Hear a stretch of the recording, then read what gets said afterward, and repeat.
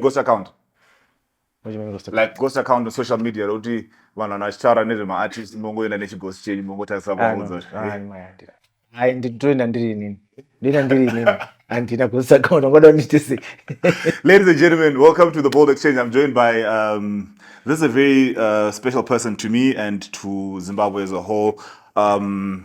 Father, artist, son, brother, uncle, legend actually. Alexio Kawara, welcome to the show. Thank you so much, Alex. It's been a while. I remember I grew up. Ndaimboenda on holidays. Ndaenda kumba kwana mainini and they'd like Rexindre Green area, right? And then like fast forward, I grew up because I'm a radio baby. I grew up on Heatsville, Top 20, James Maridadi, Bridget Gawanga, all those people. I grew up on that era, right? Yeah. And then I hear the song Leather Sofa, right? How did that, like, where were you when you started hearing that music or your music on radio? Because my days are as radio, and your song was like number one. That's like your first number one, right? Yeah, as a solo artist. As a solo artist, yeah. That was my first number one. Where was I? I don't really know. But Taikira Makombi back in the day. Oh, yeah.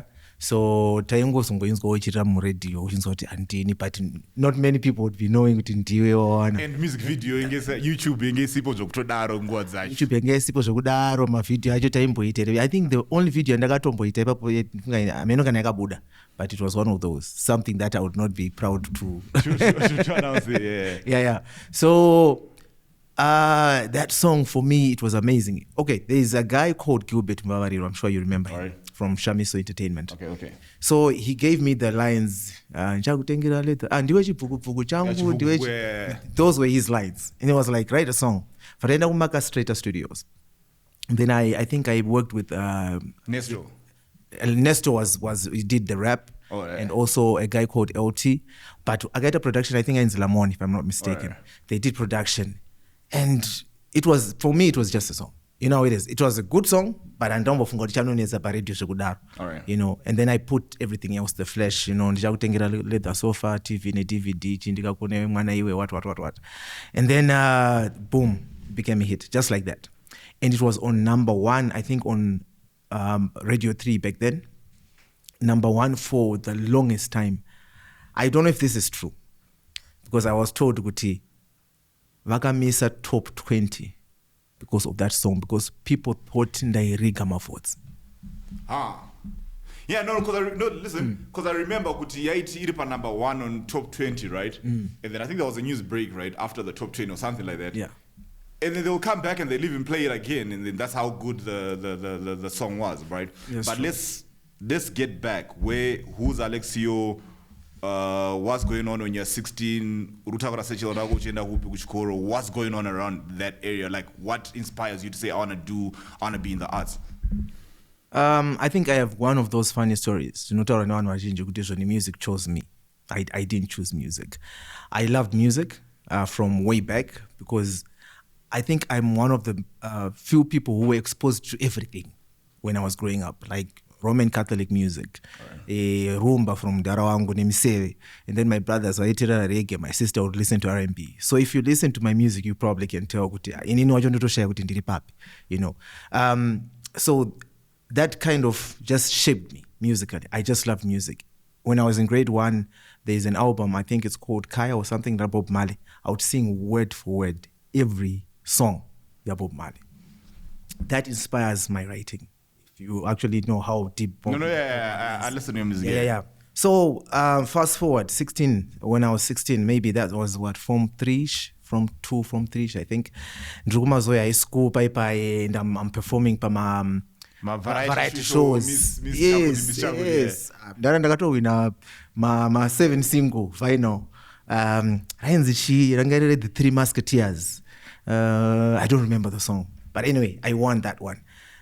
And I'm surprised, because I was just performing, because I love music. Then we formed a group called Black by Nature with Sivanai Masango, I think, Sivanai, and then 2 other guys. More music, but not as much. And then after that, Patatanga Kutaga studio, because I was that was Form 4 now. Form 5, no, Form 6. That was in Upper High School. After Vaidona School, met some friends by Faro Music. After that, I met Anasani Makalima, Nesto, Chichichi. And then after that, one guy says, you know what, guys, there's an opportunity kuneme studio. So apo tanga tanzwa nekutenderera ma-studio. Chida kutsvaga madire mara. You know how it is. Yeah. The demos, right? You were trying to even record the demo then? Yeah, we're just trying stuff. We didn't even know all about demos and stuff. So we went to Shed Studios. I remember we were told how much they charge. We went to Fortune Mparutsa Studios.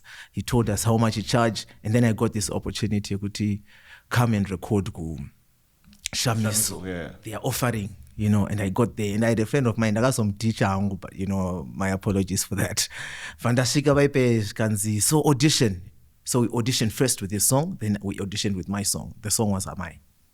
Oh, yeah. Yeah. And then Dylan was like, come back tomorrow morning. And then he's telling me, come back tomorrow morning, not my other friend. We were actually a group or a team.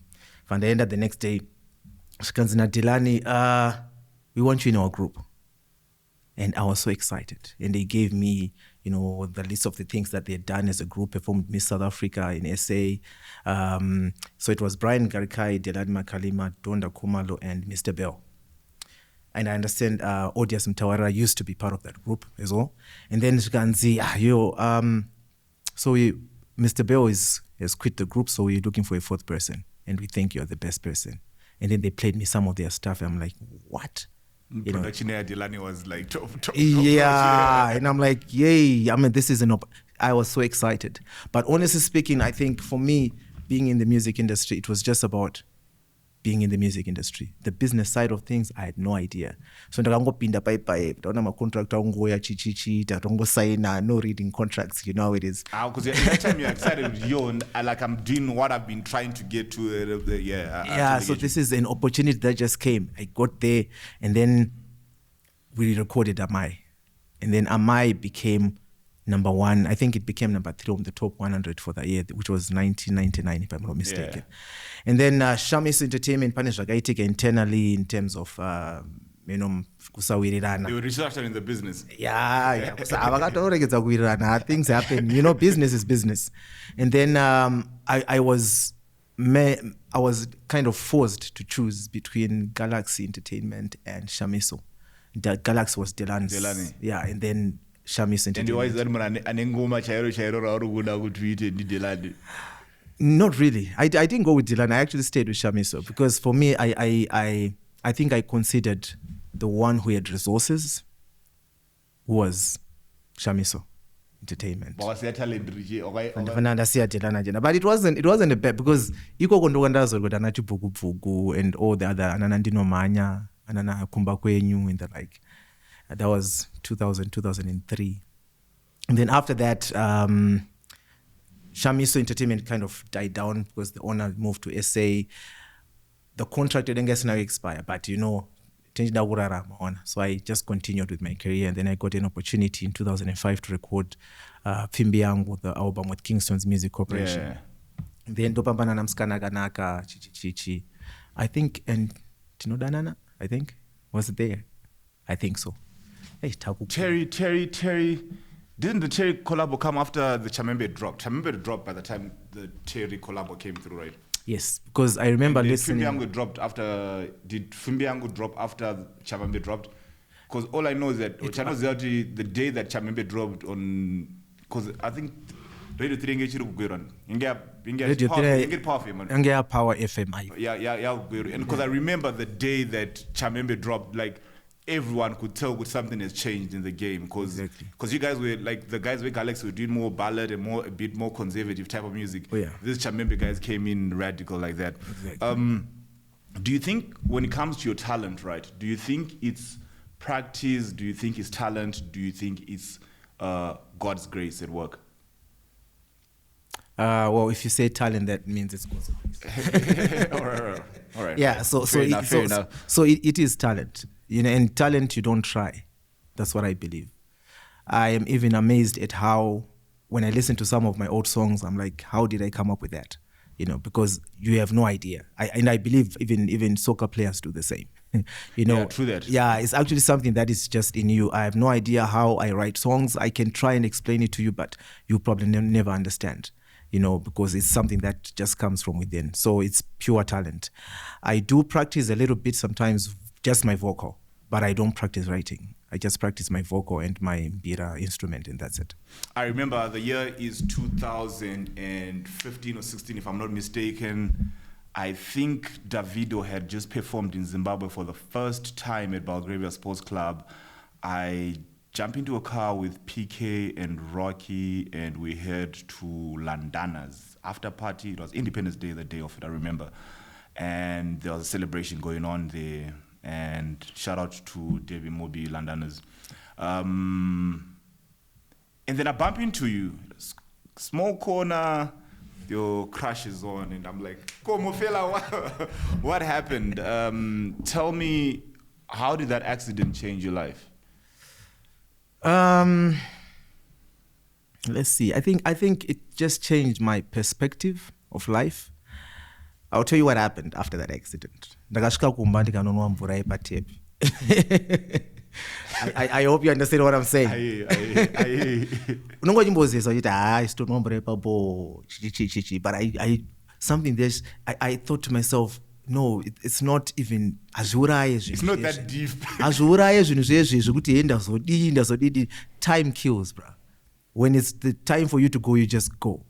Because that accident was people don't know half of it.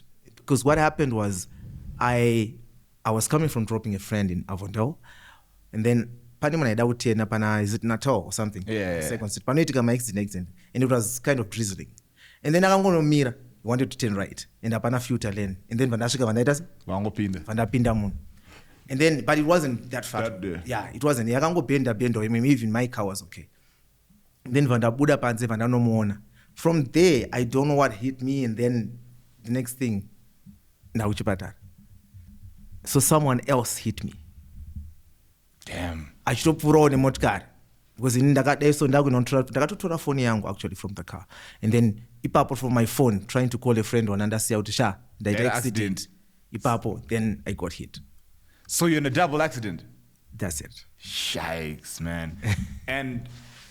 And how did that affect your spirituality and how you were moving at that particular time? Because I mean, at that time you're really famous, like you'd having where you started doing the Thursday events, the Shina events. Yes, I had already. The German Society ones, right? Yes. Those were already ongoing. Like it was in the middle of those because I actually had to stop because of the accident. And how did that change the way you were moving at that time? Because I mean,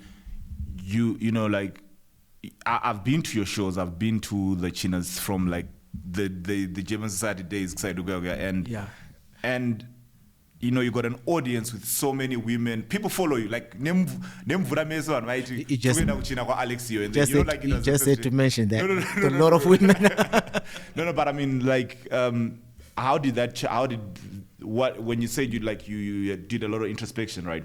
Like, how did that change the way you view life and the way you move as a human being? I think I would not say that was my turning point, although for me it kind of made me realize that life is short, anytime you can go. So you need to be more focused. So my focus changed, but it changed for a while. And then my focus recalibrated back to factory settings. Yeah, exactly. But it changed for a while. But, I think for me, it just kind of made me realize that we really don't have life in our own hands. Taking life seriously, I think from then I kind of started taking life seriously. Although I then started taking it less seriously again, then again took it seriously. I started seeing the hand of God in my own life. You know what? Before that accident, I had another accident. And that day, my mother was at a prayer meeting. And somehow she kept praying for me, but she did not know why.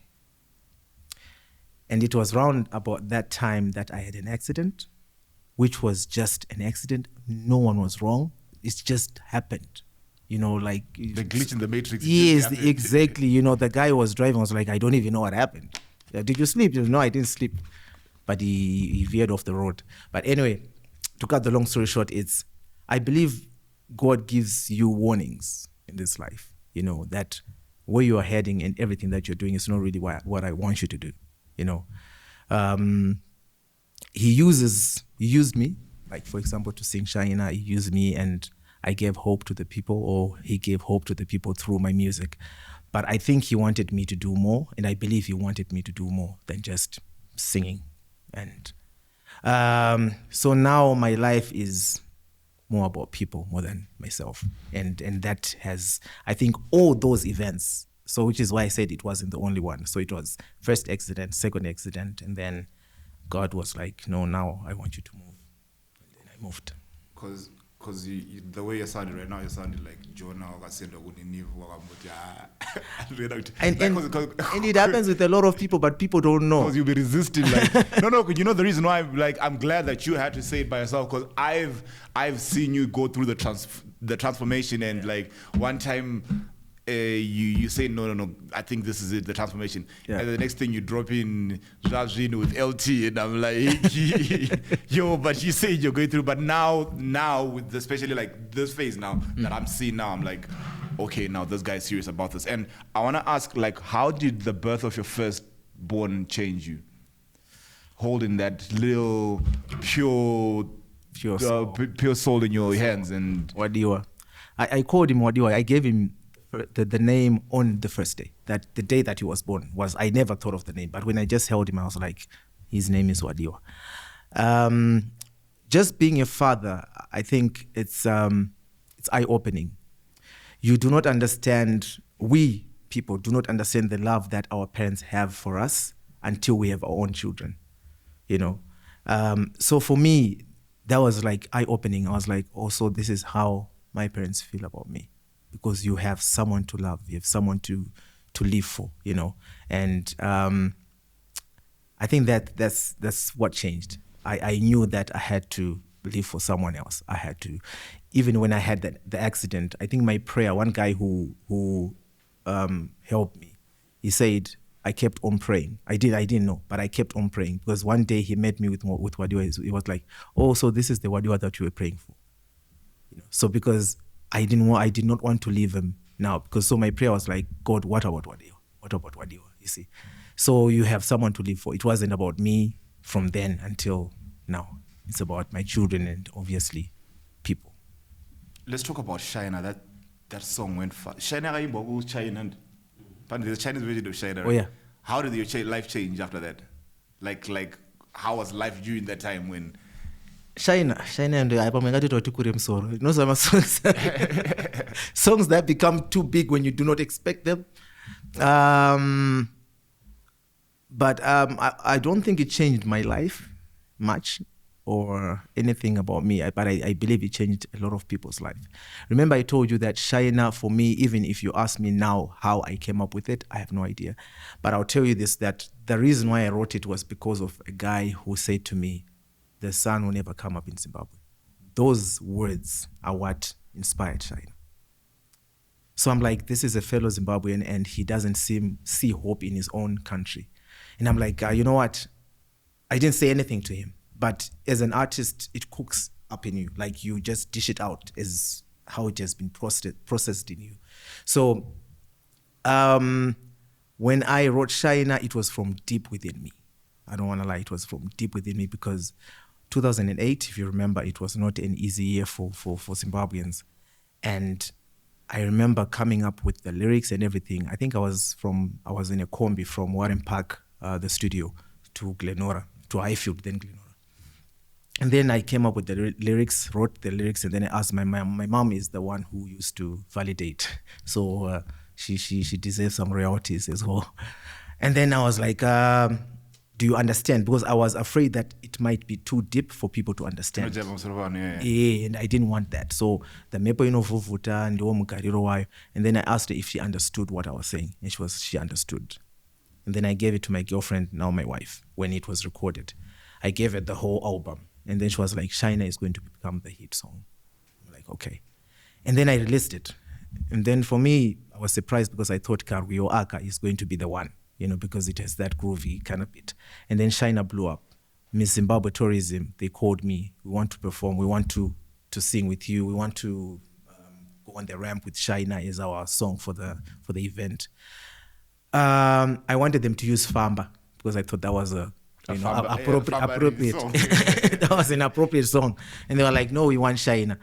And then I sang Shina. I must say ZTA then it also kind of, it helped propel the song up to the highs that it actually became. And then on the video, you notice I feature Vanessa. Yeah, Vanessa Sibanda, Miss Zimbabwe. I saw the world because of Shina. Of course, I had wonderful experiences. But the biggest achievement for me is actually the testimonies that I get because of that song. I remember there's one guy who was like, you have no idea how powerful that song is. And I was like, you probably are right. I have no idea, even up to now. And he was like, he had an accident and his whole family died. Wow. He was the only one who survived. And Shina is the song that helped him to go through life. And then I met another couple, they lost a daughter. And then they were telling me how Shina helped them. On that one, I actually cried. And because, I think that's the power of music. We have no idea what we are doing, be it positive or negative. We have no idea what we are doing when we sing.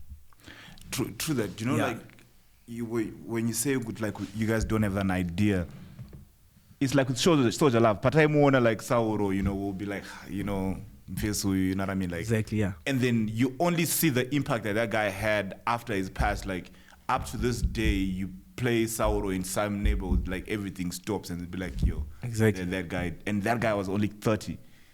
He was only here for 30 and probably famous for 6-7 years. Exactly. You see, wow. So music is that powerful, and most musicians have no idea what they're actually doing when they sing. Because I remember hearing somewhere, someone was saying, music has the ability to force itself into your head. It doesn't ask. It just goes into the head of a person. So you find yourself singing a song that you probably do not like because you just heard it. In a language that you don't even know. You don't even understand, you see. So that's just how music is. And so for me, Shina kind of, I thought to myself, now I want to do it again, But it just didn't happen because it's never like that. So even when people ask me, Guti, so are you going to give us another Shina? The honest answer is, I don't know. I think the best thing I can actually do is to give people myself. Whatever has impacted me, every experience is meant for people. Everything that you go through, everything that everyone goes through, it's meant for people. It's not meant for yourself. So if the ability to then say it out, but in a way that would probably encourage someone, is what life is all about. The last question on music. Yeah. Why did I've told you this, and like even at your shows, that this is my favorite song. What inspired you to sample the song you sampled on Zhazhin? Like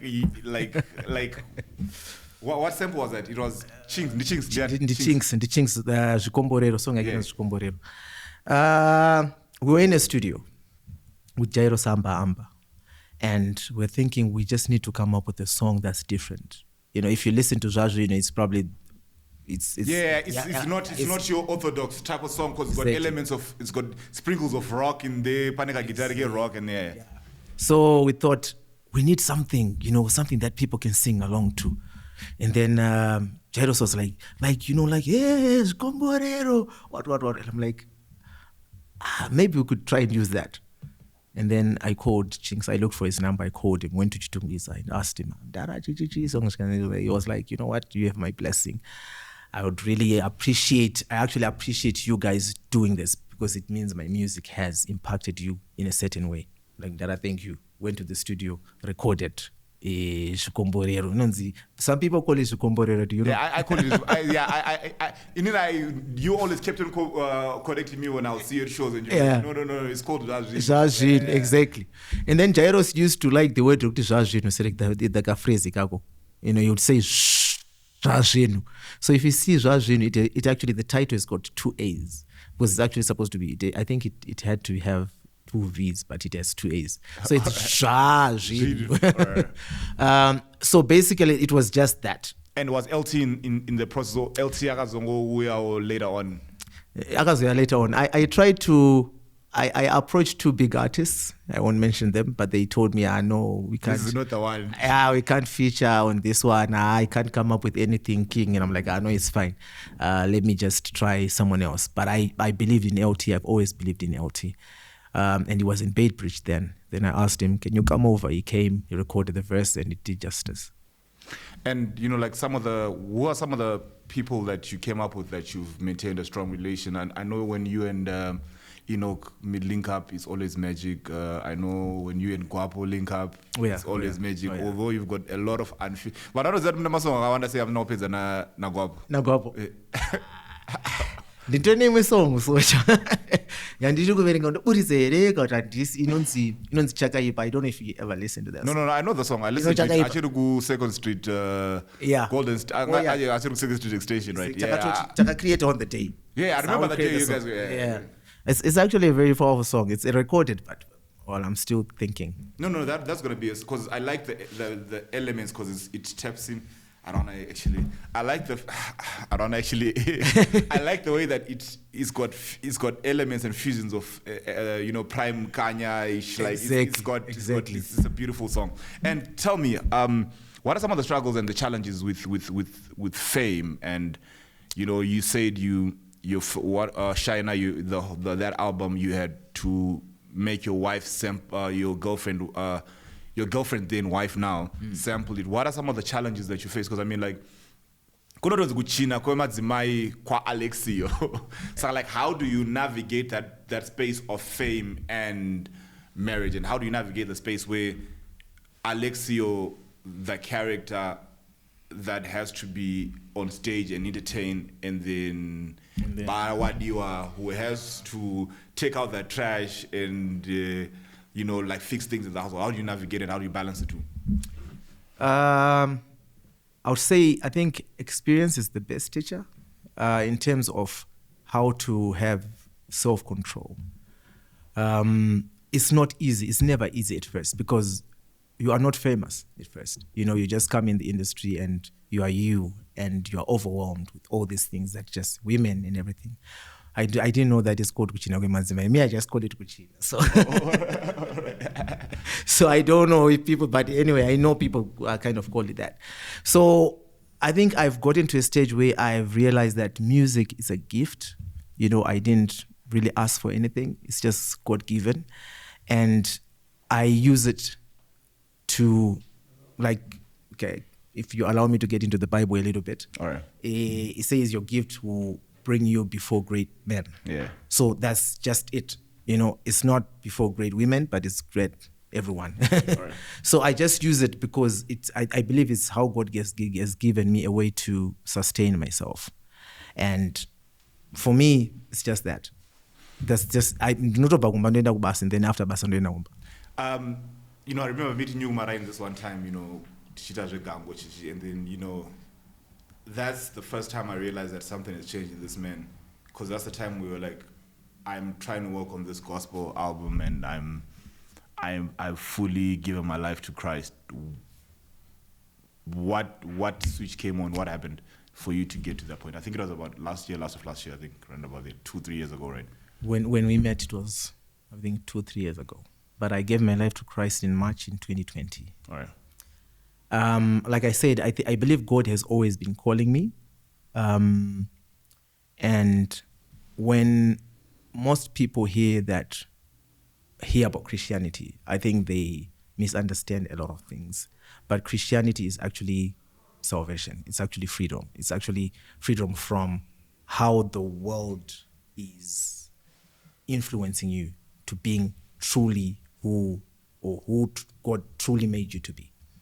So what I think I'm not at liberty to actually explain everything, but I'll just say, Kuti, I believe I was going nowhere with my life as much as I was famous. I didn't have focus, I didn't have purpose, and the world made me happy. I totally understand. Yeah, the world made me happy. But it's, Takareza kuyidya nyika ikaramba kupera. But you see now, if the world is the one that makes you happy, that means you're not truly happy, because happiness doesn't come from the world. Happiness has to come from within you. I think we always hear that. So for me, something transpired in my life, and that made me realize I'm destroying firstly myself, and then I'm destroying my marriage, I'm destroying my family, and I'll probably destroy even my own talent. I won't be able to use it as much as I should have, in this God-given time. So that whole changed me, and I'm glad that it happened in 2020, because that's when the lockdown came. And so I had time to sit down yourself and reflect. And then for that whole year, I was like, you know what, God, I really want to change. I really want to see life in the way that you see life. And so, yeah, that's who I am now, a new being. The old is gone. And so, with me, I remember around about that time, around about lockdown, that's when I also put down the bottle, right? I think this year I'll be 3 years sober. And, I had at first I didn't have a support system, because it's like all your friends know that you partake of yes of this, and then so you can't even, you don't more have friends, and you don't have a support system, and you got the few, so you are from your old friends, and you haven't attracted, or you haven't made enough progress to attract your new friends. How was that transition, and what's the importance of the support structure and the support system you have from like family, friends, when you said, yo guys, this is the path that I've taken? Because like some people will look at you like, Saka, you now think that you're holier than thou. Oh yeah, definitely. They do. So how important was that support you got from your family at that time? Well, my wife, obviously, I think she had to be the biggest supporter. And my mom, obviously, my mom is Christian. She has always been behind me in terms of prayer. But in terms of the friends, obviously, like you said, they do not understand, It's not like you hate anyone, but you need space, by yourself. But I think the biggest support that you can ever get is actually the spiritual support. So I have a friend called Trust Yokonia. He's also a guitarist. Oh, right. Yoko, yeah. Right. And then Trust was like, he used to stay where I stay. He now stays in Gweru. He says to me, there's a church that I go to, but it was during lockdown. So I started getting devotionals, things to read, so that I get, spiritually stronger. Because that's what it's all about. It's just about being stronger inside than the outside. My family was very supportive. My one support that I think I would love to mention is just the fact of seeing them happy, seeing that something is different. Because you can tell, that there's less tension in the home. That alone is actually support. When your children you start appreciating spending time with your family, and you see that I was actually needed all along. And I was missing missing all this. And I was blessed with a son. He's 6 now, and so which means 2020 was like, 2, right? And then I would spend time with him, and it was so much fun. It was a lockdown. I remember this joke that used to circulate. That was not in mukadzi wangu ari born. Not that in that context, but I'm just saying, you actually feel I was missing out a lot. Amana, the things that we actually do as men sometimes it's not fair to women, because they spend a lot of time with the children. But there's homework, things that those children need support from the father. They're a lot, but we don't give children enough time. So for me, I was like, you know what? I grew closer to my family, and I think that alone is support enough, because it's almost like reciprocal. Whatever you're giving them, they give back, and for me, that was support enough. You mentioned something very interesting when you talked about like how. When you mentioned men, right? Do you think there's a shortage of role models for men out there, or do you think that we are just slacking as men in our society currently? I think role models are there, but they are hiding. Like you were hiding. Like they are in hiding. Like you, the way you've been hiding as well all along.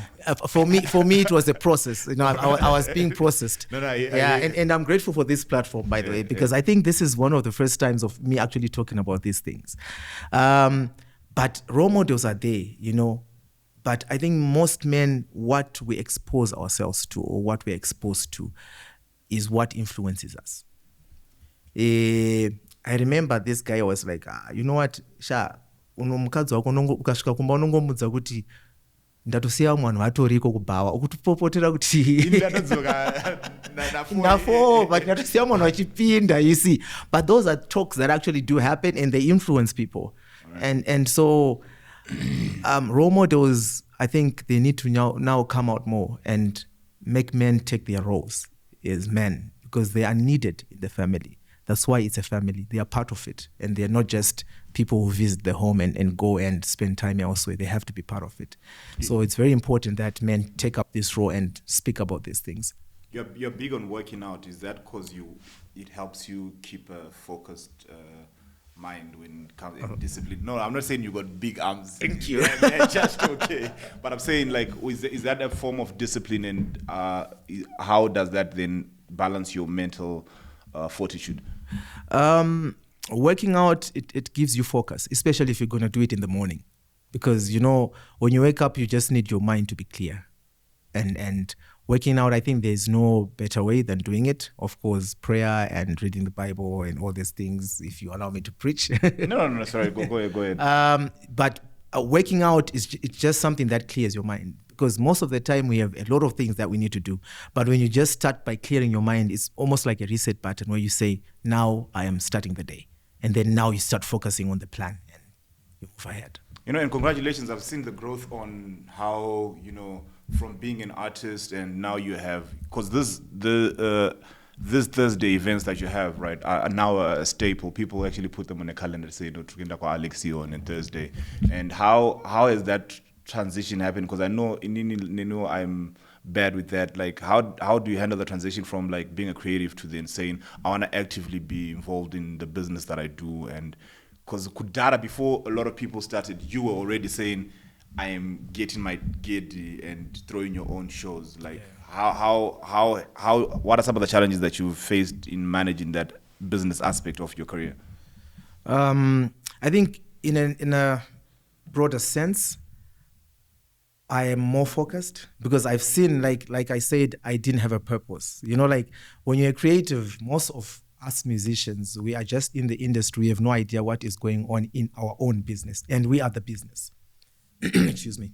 So when I started making this whole shift, I thought to myself, I don't want to be small anymore. I actually want to be very big, you know, which I should have been a long time ago. But probably I didn't have the focus for that.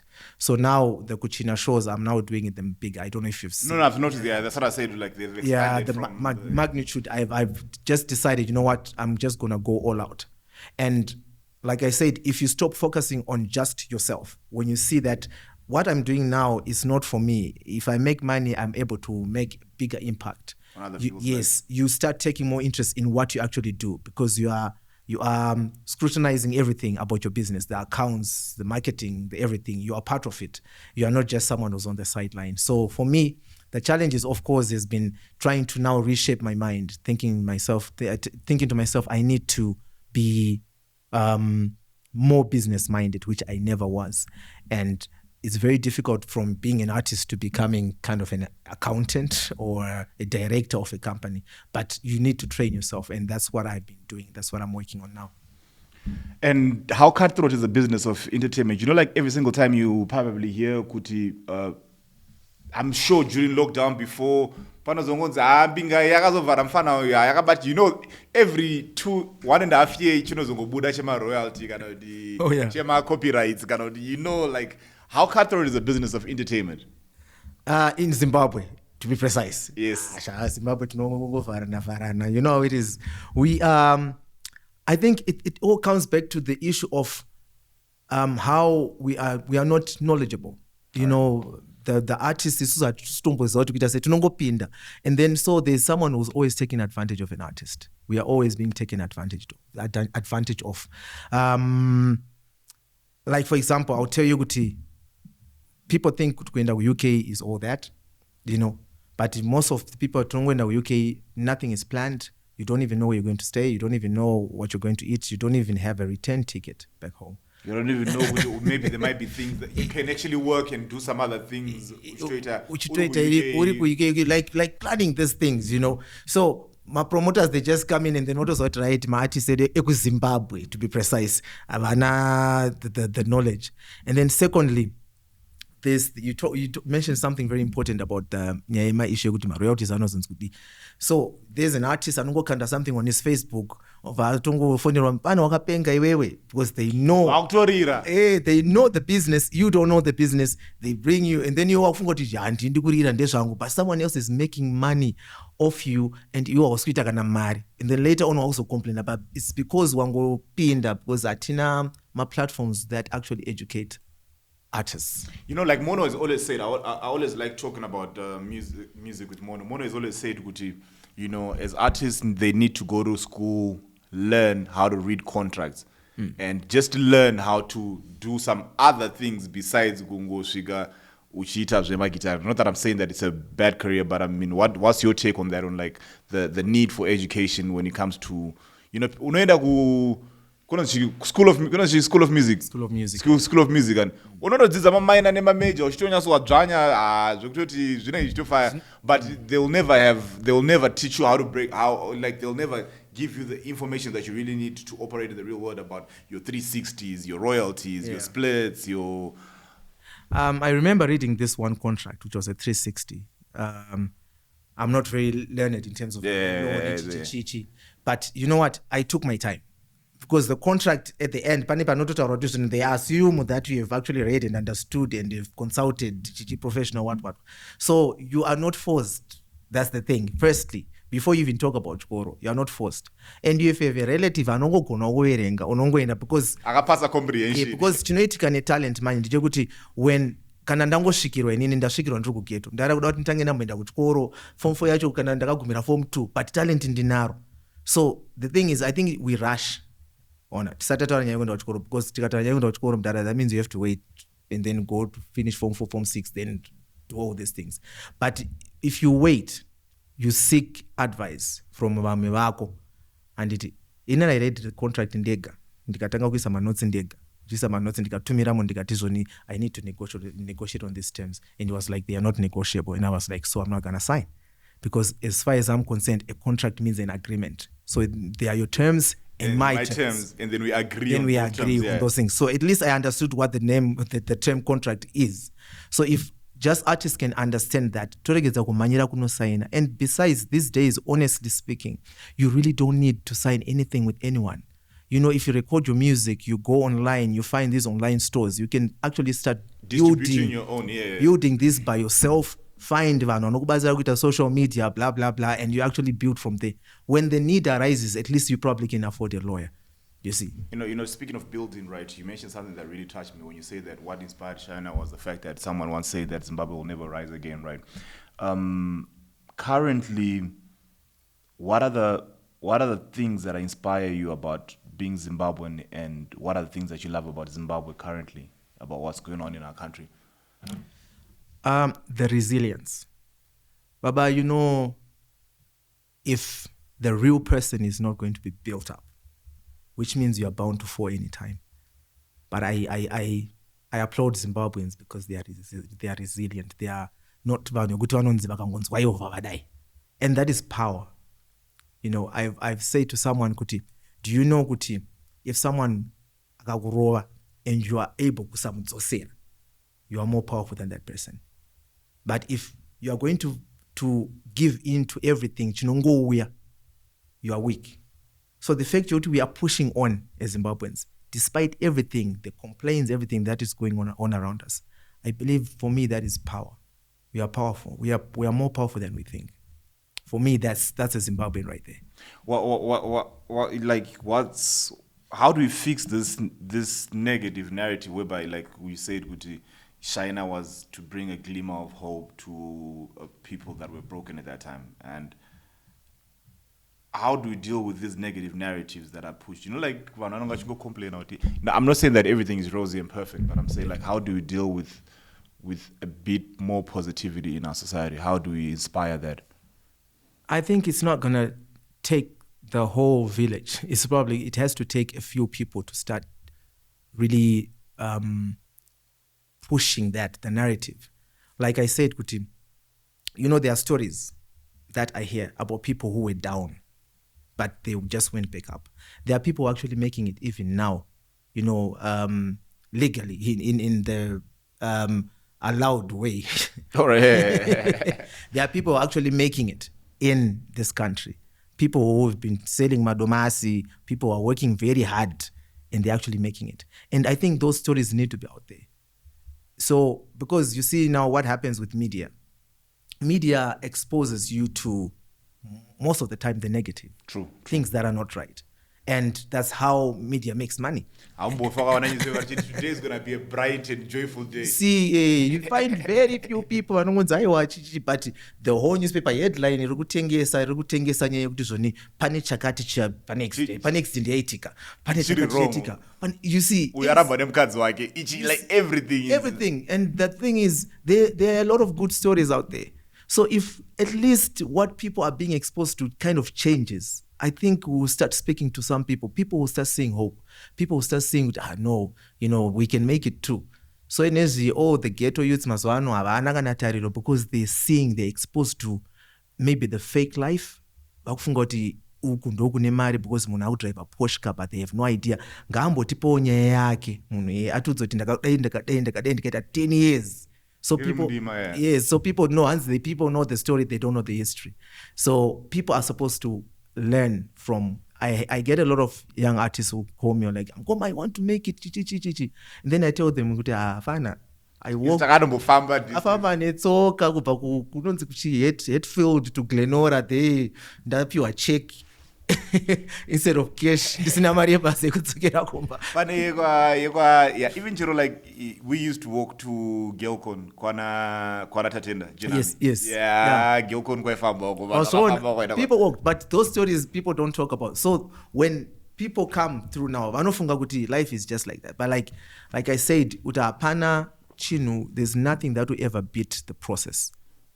The process is important, because when you are at the top, it's very difficult to get you down.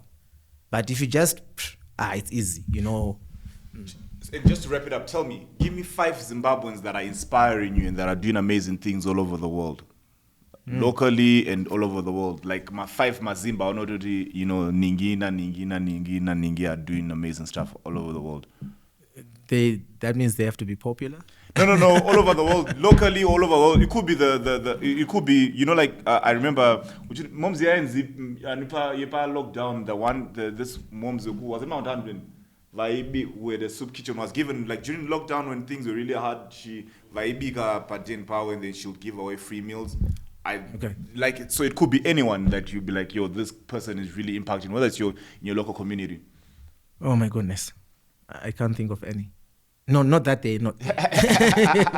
But so I'm thinking, who exactly can I talk about right now?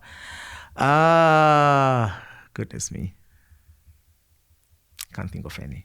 Ini nangu right now mazimbo arikunyasa ndivura brains. I like what Long John is doing. He's flying the flag high. I like what King Kandoro is doing. He's like King Kandoro is doing. Like King Kandoro, Senaj, that whole commit my jokes varuchinja industry. Zimbabwe on the map, and they're changing the narrative. And for me, it's their work ethic and their courage to dare to dream. Oh yeah. And I mean, knowing some of their histories and then seeing where they are now, I mean, I'm sure there's a kid somewhere in Mavuku, in Budiriro, in Luveve, whatever, will be inspired to say, yo, if these guys can do it, I'm sure we can do it as well. Definitely. And tell me something. I know years from now, your kids are going to watch this. what advice would you give to them when they watch it? You're now speaking into the future now. I'm speaking into the future. Okay. If I'm going to speak directly to them, Yeah. There is no parent who wants to see their child fail.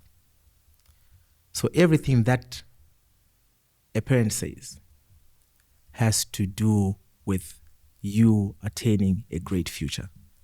And it does not mean that they were maybe successful in all their parts, but they probably failed, and they want you to know that even if they failed, they don't want you to fail. It's almost like I'm a stepping stone, for them to just go to the next level. So I know most children, they don't take their parents' advice very seriously, especially when you're being told to clean the house. They think it's just about cleaning the house. It's not even about that, because parents can clean the house themselves. But it's about training you for a better future. Yeah. So and building character. Building character. And I believe the book of Proverbs, most of the verses that are written there, they're like, my son, listen to my words. My son, listen to my words. Because it's intentional, because no parent would ever want their child to fail. No real parent would ever want their child to fail. So, yeah, that's my advice. Alexio Kawara, Mofelo, Maitabasa. Thank you. I really appreciate it. If you're offended by this interview, that was the actual intention. If you're inspired, that was the intention as well. This has been the Bold Exchange.